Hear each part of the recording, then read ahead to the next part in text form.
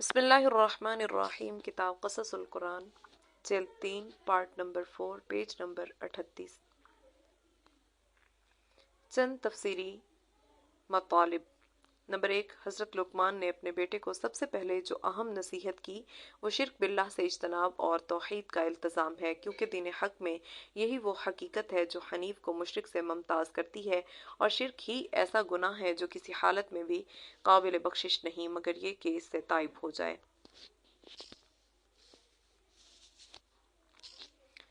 ان اللہ لا یغفر ان یشرک بہ ویغفر ما دون ذلک لمن یشاء۔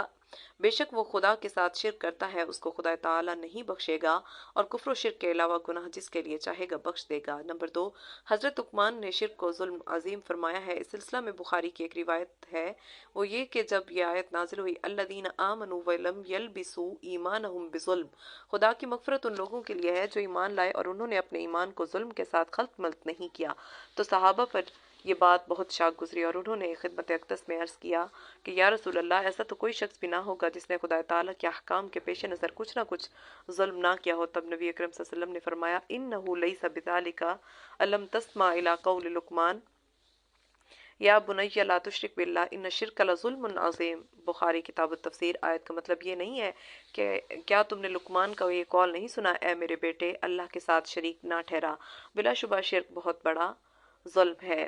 مطلب یہ ہے کہ آیت ان الشرک لظلم عظیم میں ظلم سے مراد شرک ہے، نہ کہ معصیت صغائر و کبائر۔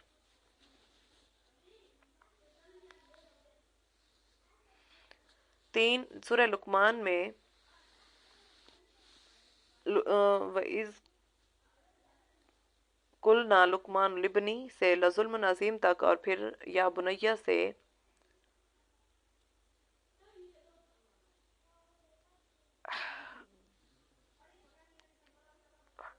پتہ نہیں یہ لفظ کیا لکھا ہوا ہے، لصوت الحمیر تک حضرت لقمان کے مقولات بیان کیے گئے ہیں، اور درمیان میں وَوَصَّيْنَا الْإِنسَانَ سے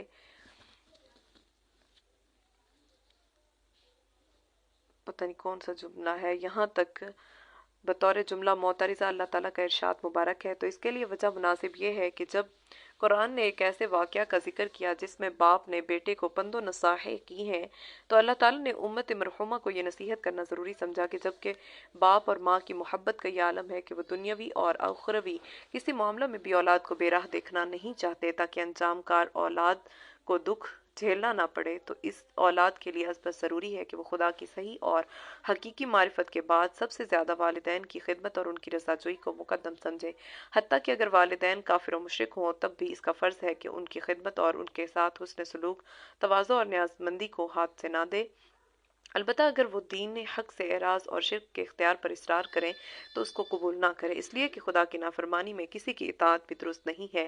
چنانچہ ارشاد نبوی ہے لا طاعۃ لمخلوق فی معصیۃ الخالق، لیکن اس مکالمہ میں بھی اپنے انکار کے وقت نرمی اور حسن خطابت کو نہ چھوڑے اور درست کلامی اختیار نہ کرے۔ 4، سورہ لقمان میں جو نصائح مذکور ہیں ان میں حسن خلق اور تواضع کی ترغیب اور کبر، شیخی اور بدخلقی کی مذمت کی گئی ہے۔ حضرت لقمان نے امر و نہی میں ان باتوں کو خصوصیت کے ساتھ اس لیے انتخاب فرمایا ہے کہ کائنات میں جس قدر بھی بھلائی اور برائی پیش آتی ہے ان سب کی جڑ اور بنیاد یہی امور ہے۔ چنانچہ نبی صلی اللہ علیہ وسلم نے بھی امت مرحومہ کو ان امور کی اہمیت پر بہت زیادہ توجہ دلائی ہے۔ حسن خلق۔ قال رسول اللہ صلی اللہ علیہ وسلم بعثت لأتمم حسن الاخلاق۔ موطا امام مالک رسول اللہ نے ارشاد فرمایا بے شبہ میں اس لیے بھیجا گیا ہوں کہ محاسن اخلاق کو درجہ کمال تک پہنچاؤں۔ عن ابن عمر قیل یا رسول اللہ ای المؤمن افضل قال احسنهم خلقا۔ بہقی حضرت عبداللہ ابن عمر سے منقول ہے کہ نبی صلی اللہ علیہ وسلم کی خدمت میں عرض کیا گیا کہ کون سا مسلمان سب سے زیادہ صاحب فضیلت ہے؟ آپ نے فرمایا جو ان میں سب سے زیادہ حسن اخلاق رکھتا ہے وہی سب سے زیادہ افضل ہے۔ ان انس قال رسول اللہ صلی اللہ علیہ وسلم ان العبد لیبلغ بحسن خلقه درجات الآخرہ وشرف المنازل وإنه لضعیف العبادہ وإنه لیبلغ بسوء خلقه درک جہنم وهو عابد۔ معجم طبرانی، معجم الزوائد، جلد 8، صفحہ 25۔ حضرت انس سے منقول ہے کہ رسول اللہ نے فرمایا بلا شبہ ایک بندہ باوجود عبادت میں کمزور ہونے کے اپنے حسن اخلاق کی وجہ سے آخرت کے بلند درجات اور منازل علیہ کو حاصل کر لیتا ہے۔ اور عابد ہونے کے باوجود بدخلقی کی وجہ سے جہنم پاتا ہے۔ وقال میمون بن مہران ان رسول اللہ صلی اللہ علیہ وسلم ما من ذنب اعظم عند اللہ من سوء الخلق، تفسیر ابن کثیر من سوء الخلق، تفسیر ابن کثیر جلد 3۔ میمون بن مہران نبی صلی اللہ علیہ وسلم سے نقل کرتے ہیں کہ آپ صلی اللہ علیہ وسلم نے فرمایا اللہ کے نزدیک بدخلقی سے زیادہ بڑا کوئی گناہ نہیں ہے۔ تواضع، قال رسول اللہ صلی اللہ علیہ وسلم طوبى للاتقیاء الا سریا الذين اذا حضروا لم يعرفوا واذا غابوا لم يتفقدوا واولئك مصابيح مجردون من كل فئة غبراء مشیہ۔ رسول اللہ نے ارشاد فرمایا بشارت ہے نیکوکار بے نفس لوگوں کے لیے جن کی حالت یہ ہے کہ مجلس میں موجود ہوں تو کوئی تعارف نہ کرے اور جب غائب ہو جائیں تو کوئی تلاش نہ کرے۔ یہی ہے روشن چراغ اور ہر تاریک و پراگندہ فتنہ سے محفوظ۔ کبر و غرور، لا يدخل الجنة من كان في قلبه مثقال ذرة من کبر، اصحاب یمن۔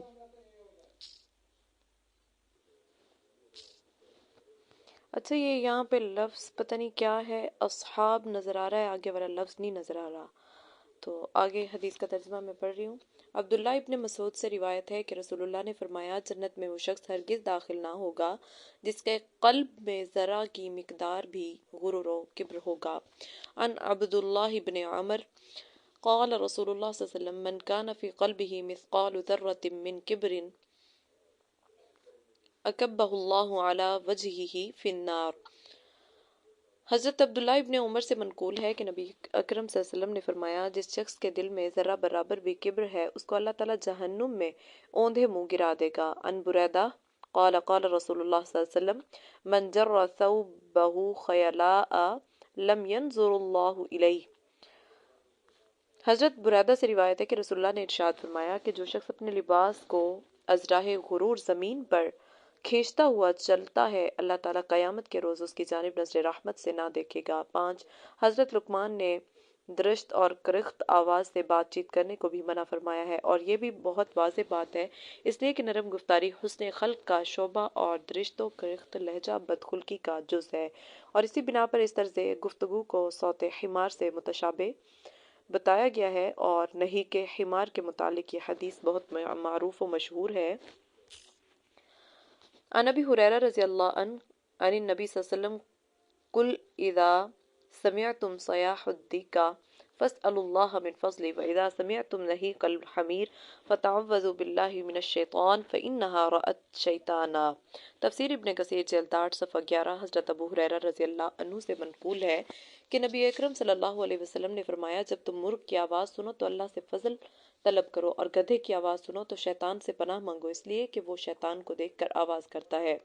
یعنی مرغ کی آواز ملائکۃ اللہ کے نزول کی دلیل ہے کیونکہ وہ سحر میں تسبیح کا عادی ہے اور حمار کی آواز نزول شیاطین کا پتہ دیتی ہے اس لیے کہ ہر مکروہ اور فطرت سلیم کو ناگوار شیطان کے لیے محبوب ہے۔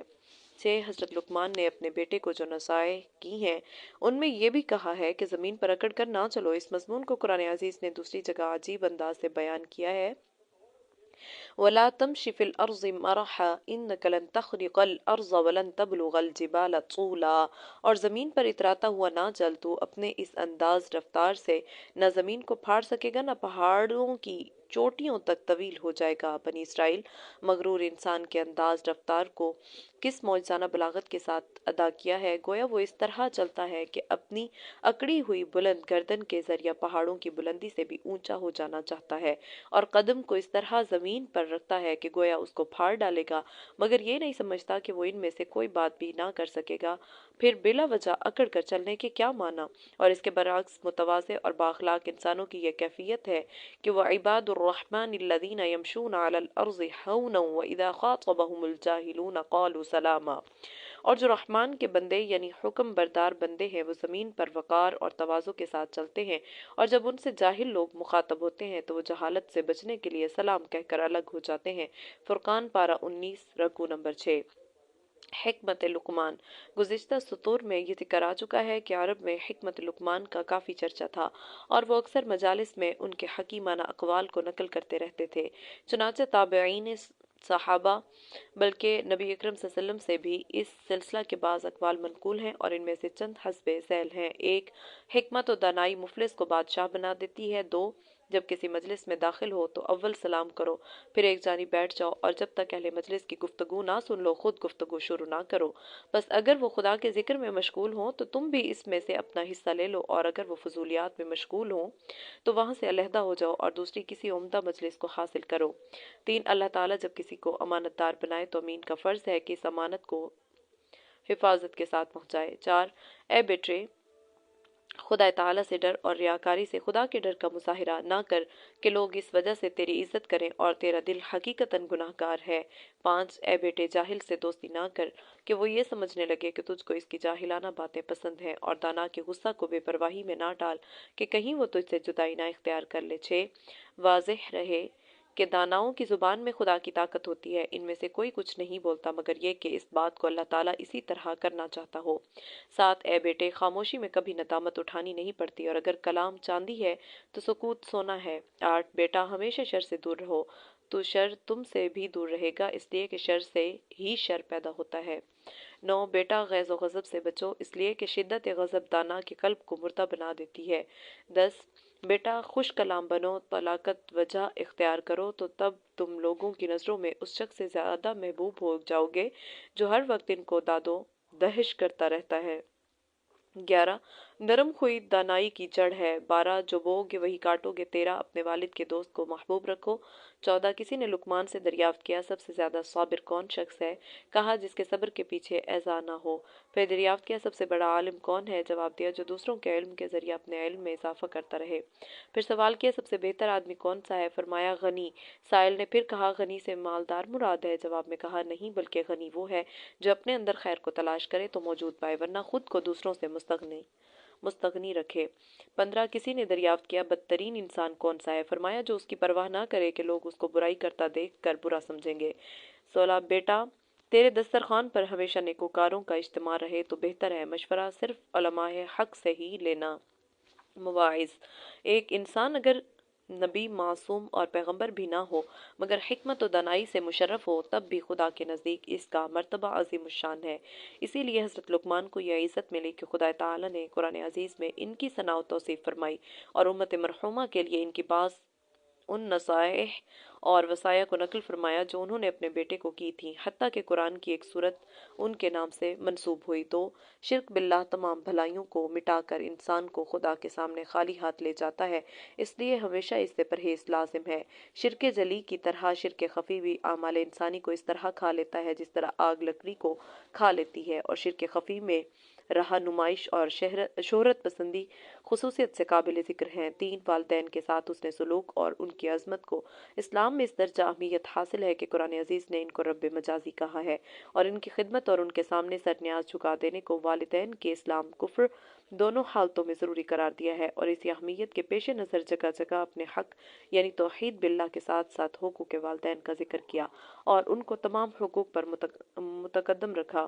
چنانچہ بنی اسرائیل میں ارشاد ہے وَقَضَىٰ رَبُّكَ أَلَّا تَعْبُدُوا إِلَّا إِيَّاهُ وَبِالْوَالِدَيْنِ إِحْسَانًا إِمَّا يَبْلُغَنَّ عِندَكَ الْكِبَرَ أَحَدُهُمَا أَوْ كِلَاهُمَا فَلَا تَقُل لَّهُمَا أُفٍّ وَلَا تَنْهَرْهُمَا وَقُل لَّهُمَا قَوْلًا كَرِيمًا وَاخْفِضْ لَهُمَا جَنَاحَ الذُّلِّ مِنَ الرَّحْمَةِ وَقُل رَّبِّ ارْحَمْهُمَا كَمَا رَبَّيَانِي صَغِيرًا، اور حکم کر چکا تیرا رب کہ اس کے سوا کسی کو نہ پوجو اور ماں باپ کے ساتھ بھلائی کرو، اگر پہنچ جائے تیرے سامنے بڑھاپے کو ان میں سے ایک یا دونوں تو ان کو اف بھی نہ کہو اور نہ ان کو جھڑکو، اور ان سے ادب کے ساتھ بات کرو اور ان کے سامنے عاجزی کے ساتھ کاندھے جھکا دو نیاز مندانہ طریقہ پر، اور کہو اے رب ان پر رحم کر جس طرح پالا انہوں نے مجھ کو چھوٹا سا، تمہارا رب خوب جانتا ہے جو تمہارے جی میں ہے، اگر تم نیک نفس ہوگے تو وہ رجوع ہونے والوں کو بخشتا ہے۔ بنی اسرائیل پارہ 15۔ اور والدین کے ساتھ حسن سلوک سے متعلق حدیث تو بہت کثرت سے ذخیرہ حدیث میں پائی جاتی ہیں، حتیٰ کہ یہ کہا گیا ہے کہ جنت ماں کے قدموں کے نیچے ہے۔ نسائی۔ اصحاب سبت 1100 قاف میم تخمیناً۔ قرآن عزیز اور اصحاب سبت اور اس کی حرمت واقعہ کی تفصیلات، تعیین مقام، زمانہ، حادثہ، چند تفسیری حقائق، حقیقت مسخ شدہ اقوام کا انجام دنیاوی، حضرت ابن عباس اور اکرمہ کا مکالمہ، بصائر۔ قرآن عزیز اور اصحاب سبت۔ قرآن عزیز میں اصحاب سبت کا ذکر سورہ بقرہ، نساء اور مائدہ، اعراف میں کیا گیا ہے، جس کی تفصیل ذیل کے نقشہ سے شمار سے ظاہر ہوتی ہے۔ شمار 1 سورہ بقرہ آیات 65-66 عدد 2، شمار 2 سورہ نساء آیات 47 عدد 1، شمار 3 سورہ مائدہ آیات 60 عدد 1، شمار 4 سورہ اعراف آیات 163 تا 166 عدد 3۔ سبت اور اس کی حرمت۔ قصص القرآن کے گزشتہ مباحث میں یہ واضح ہو چکا ہے کہ ابراہیم علیہ السلام کے زمانہ سے دین حنیف یعنی خدا کے سچے دین کی تعلیم کا سلسلہ ان کی 2 شاخوں بنی اسماعیل اور بنو اسحاق کے ذریعہ قوموں اور ملکوں میں پھیلا ہے۔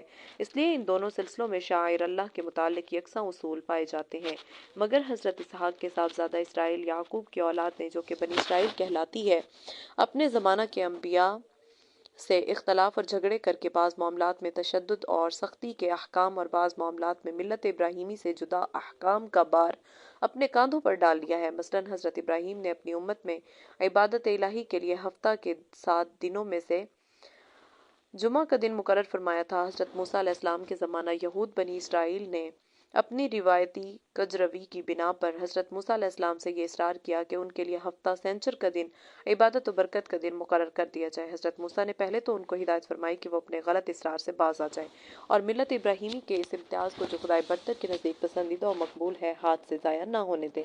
لیکن جب ان کا اصرار حد سے متجاوز ہو گیا تو وحی الہی نے موسیٰ علیہ السلام کو یہ اطلاع دی کہ خدائے تعالیٰ ان کے اصرار بے جا کے نتیجہ میں جمعہ کی سعادت و برکت کو ان سے واپس لے لیتا اور ان کے مطالبہ کو منظور کرتے ہوئے ان کے لیے ہفتہ سینچر کو جمعہ کا قائم مقام بنائے دیتا ہے۔ لہٰذا اب آپ ان کو مطلع کر دیں کہ وہ اپنے اس مطلوبہ دن کی عظمت کا پاس و لحاظ کریں اور اس کی حرمت کو قائم رکھیں۔ ہم اس دن میں ان کے لیے خرید و فروخت، زراعت و تجارت اور شکار کو حرام کرتے اور اس کو صرف عبادت کے لیے مخصوص کیے دیتے ہیں۔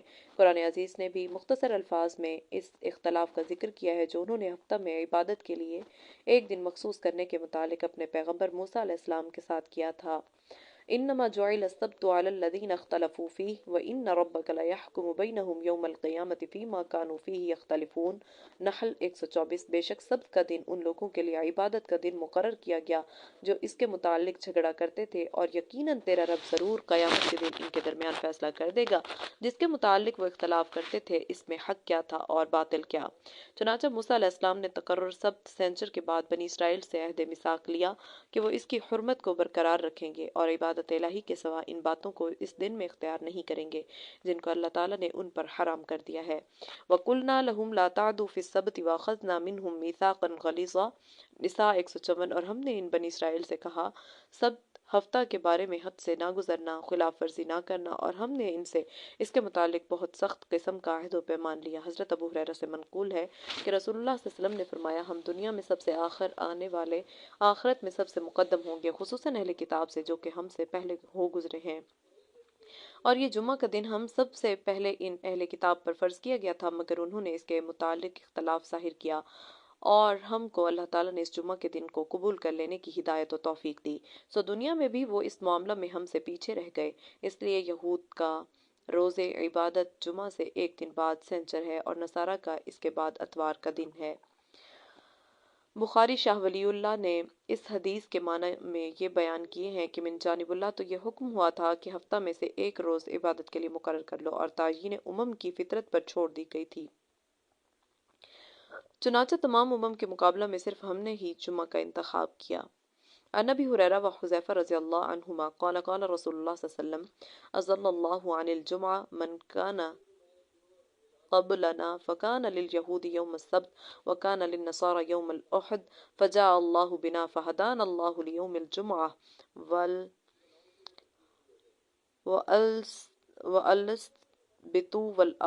والسبت والأحد وكذلك هم تبع لنا يوم القيامة نحن الآخرون من أهل الدنيا والأولون يوم القيامة والمقضى بينهم قبل الخلائق۔ مسلم۔ حضرت ابو ہریرہ اور حضرت حذیفہ ने फरमाया, रसूलुल्लाह ने फरमाया, अल्लाह ताला ने इन लोगों को जो हमसे पहले गुजर चुके जुम्मा के दिन से महरूम कर दिया, सो यहूद के लिए सब सैंचर का दिन ठहरा और नसारा के लिए इतवार का। फिर अल्लाह ताला ने हमको दुनिया में भेजा और जुम्मा के दिन के मुतालिक हमारी रहनुमाई फरमाई, और इस तरह जुम्मा, सैंचर और इतवार अलहदा अलहदा उम्मतों के लिए मुकर्रर हो गए। लिहाजा इसी तरह ये सब उम्मतें क़यामत के दिन हमारी ताबे होंगी, और हम जो दुनिया में आखिर में हैं क़यामत में पादाश अमल के एतबार से मुकद्दम होंगे, और तमाम मखलूक से कबल हमारा ही फैसला होगा। सब्त की हुर्मत के मुतालिक मौसवी कानून में बनी इसराइल को क्या हिदायत थीं, वो तौरात के इस बयान से भी ज़ाहिर होती हैं। फिर खुदावंद ने मूसा अलैहिस्सलाम से हम कलाम हो के कहा, तो बनी इसराइल को फरमा और उनको कह कि तुम मेरे सब्तों को मानो, इसलिए कि ये मेरे और तुम्हारे दरमियान तुम्हारे कर्नों में निशानी है, ताकि तुम जानो कि मैं खुदावंद तुम्हारा पाक करने वाला हूँ। बस तुम सब्त को मानो, इसलिए कि वह तुम्हारे लिए मुकद्दस है। जो कोई इसको पाक ना जाने वो ज़रूर मार डाला जाए। जो इसमें कुछ काम करे वो अपनी कौम से कट जाए। 6 दिन काम करना, लेकिन 7वें दिन आराम के लिए सब्त ही वो खुदावंद के लिए मुकद्दस है।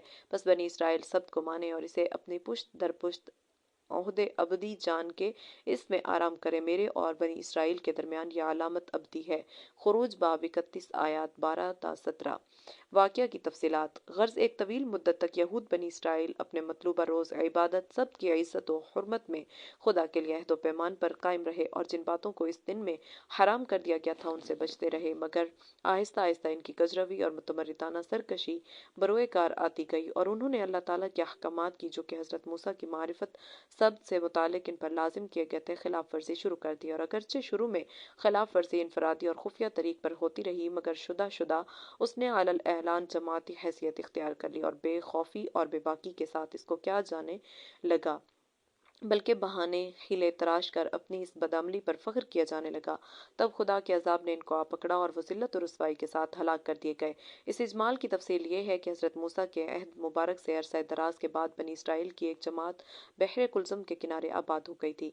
चूँकि ये लोग साहिल के बाशिंदे थे, इसलिए मछली इनका कुदरती शिकार था, और वह इसको बहुत महबूब मशगला समझते और इसकी खरीदो फरोख्त का कारोबार करते थे। ये लोग हफ्ता के 6 दिन मछली का शिकार खेलते और सब्त का रोज़ इबादत इलाही में सर्व करते। इसलिए कुदरती तौर पर मछलियां छठे रोज जान बचाने की खातिर पानी की तह में पोशीदा रहती हैं और सब्त के रोज पानी की सतह पर तैरती नजर आती थी।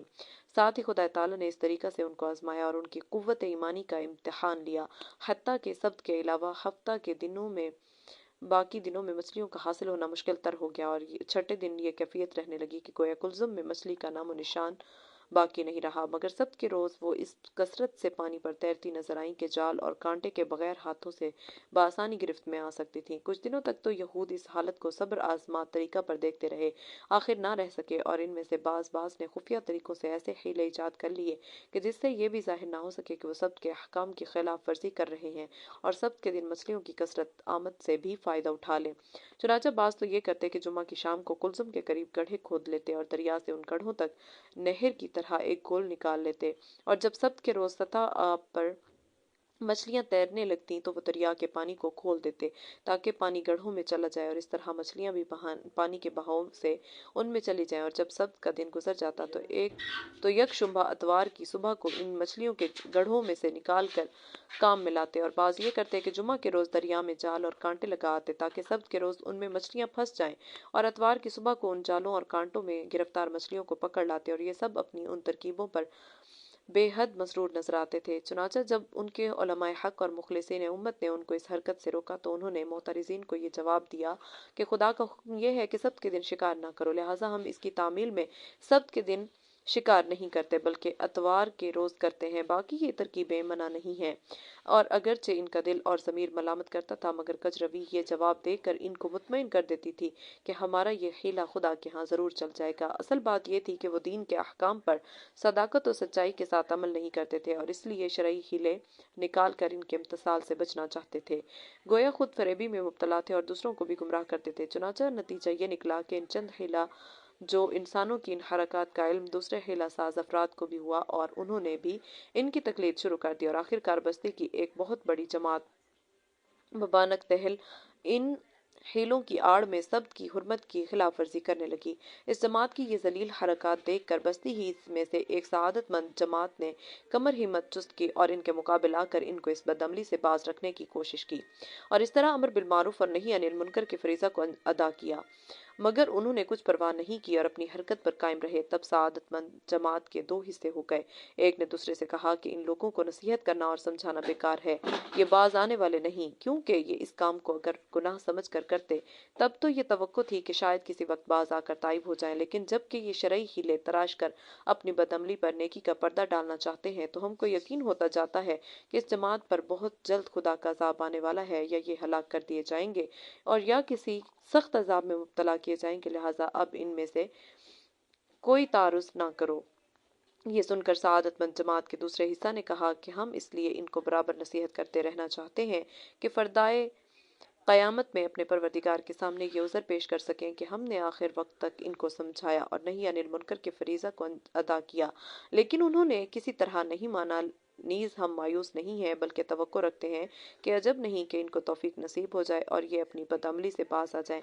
بہرحال ہیلا جو جماعت اپنے ہیلوں پر قائم رہی اور سب کی حرمت اور اس دن میں شکار کی ممانعت کے احکام سے قطعاً غافل اور بے پرواہ ہو کر نڈر اور بے باک ہو گئی، تب اچانک غیرت حق کو حرکت ہوئی اور مہلت کے قانون نے گرفت کی صورت اختیار کر لی، یعنی خدا تعالیٰ کا حکم ہو گیا کہ جس طرح تم نے میرے قانون کی اصل صورت و شکل کو ہیلوں کے ذریعے مسخ کر دیا، قانون پاداش عمل کے مطابق اسی طرح تمہاری صورت و شکل بھی مسخ کر دی جاتی ہے تاکہ پاداش عمل اور از جنس عمل کے مظاہرے سے دوسرے لوگ بھی عبرت و نصیحت حاصل کریں۔ چنانچہ حضرت حق جل مجدہ نے کن کے اشارے سے ان کو بندر اور خنزیر کی شکلوں میں مسخ کر دیا اور وہ انسانی شرف سے محروم ہو کر ذلیل و خوار حیوانوں میں تبدیل ہو گئے۔ مفسرین کہتے ہیں کہ سعادت مند جماعت کا جو حصہ امر بالمعروف و نہی عن المنکر کا فریضہ ادا کرتا رہا، اس نے جب دیکھا کہ متمرد اور سرکش جماعت کسی طرح حق پر کان نہیں دھرتی تو مجبور ہو کر اس نے ان سے ترک تعاون کر لیا اور کھانا پینا، خرید و فروخت، غرض ہر قسم کا اشتراک باقی نہ رہے۔ چنانچہ جس دن بد کرداروں پر عذاب الہی نازل ہوا تو ان کے معاملہ کی اس جماعت کو گھنٹوں خبر نہ ہوئی، لیکن جب کافی وقت گزر گیا اور اس جانب سے کسی انسان کی نقل و حرکت محسوس نہ ہوئی تب ان کو خیال ہوا کہ معاملہ دیگر گوں ہے، لہٰذا وہاں جا کر دیکھا تو صورتحال اس درجہ عجیب تھی کہ جس کا وہ تصور بھی نہیں کر سکتے تھے، یعنی وہاں انسانوں کی جگہ بندر اور خنزیر تھے جو اپنے ان عزیزوں کو دیکھ کر قدموں میں لوٹتے اور اپنی حالت اظہار کا اشاروں سے اظہار کرتے تھے۔ سعادت مند جماعت نے بحسرت و یاس ان سے کہا کہ کیا ہم تم کو بار بار اس خوفناک عذاب سے نہیں ڈراتے تھے؟ انہوں نے یہ سنا تو حیوانوں کی طرح سر ہلا کر اقرار کیا اور آنکھوں سے آنسو بہاتے ہوئے اپنی ذلت و رسوائی کا دردناک نظارہ پیش کیا۔ وَلَقَدْ عَلِمْتُمُ الَّذِينَ اعْتَدَوْا مِنْكُمْ فِي السَّبْتِ فَقُلْنَا لَهُمْ كُونُوا قِرَدَةً خَاسِئِينَ فَجَعَلْنَاهَا نَكَالًا لِمَا بَيْنَ يَدَيْهَا وَمَا خَلْفَهَا وَمَوْعِظَةً لِلْمُتَّقِينَ۔ سورہ بقرہ آیت 65-66۔ اور اے گروہ یہود، تم بلا شبہ اپنے پیش روؤں میں سے ان لوگوں کو اچھی طرح جانتے ہو جو سبت کے بارے میں احکام الہی کی حدود سے متجاوز ہو گئے تھے، اور ہم نے ان کے لیے کہہ دیا تم ذلیل بندر ہو جاؤ، بس ہم نے اس بستی کے ان بدبخت لوگوں کو گرد و پیش کے لوگوں کے لیے عبرت اور خدا سے ڈرنے والوں کے لیے نصیحت اور موعظت بنا دیا۔